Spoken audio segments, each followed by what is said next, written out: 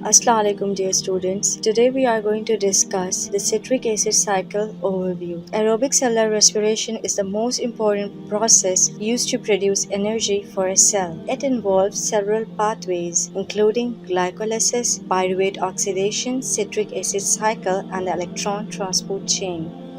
Various sugar, fat, protein enters these pathway and they can all broken down to produce ATP energy for a cell. In this animation, we will focus on the citric acid cycle, also called as the TCA cycle, tricarboxylic acid cycle, or the Kreb cycle. The citric acid cycle takes place in the matrix or the fluid of the mitochondria. There is where the mitochondrial DNA is found and where the fatty acid breakdown takes place. The citric acid cycle involves 8 chemical reactions that use acetyl-CoA enzyme A and oxaloacetate to produce carbon dioxide, NADH, ATP, and FADH2. The NADH and the FADH2 are the electron carriers that can be used in the electron transport chain to make more ATP for a cell. Let's take a look at the major step of the citric acid cycle.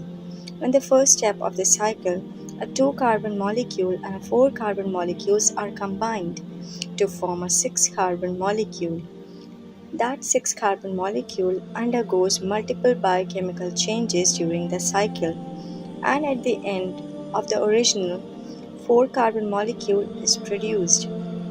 Each time a carbon molecule loses one carbon, a carbon dioxide is released, and so two carbon dioxide are formed during the conversion of the 6-carbon molecule back to the 4-carbon molecule.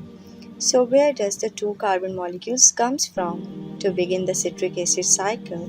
This molecule, acetyl-coenzyme A, is made from the pyruvate. The pyruvate is a product of glycolysis and the other major ATP producing cell in the cell. Pyruvate is transported in the mitochondrial matrix where it is oxidized to acetyl-coenzyme A by pyruvate dehydrogenase. This step produces one NADH and one carbon dioxide for each of the two pyruvate molecules made from the glucose.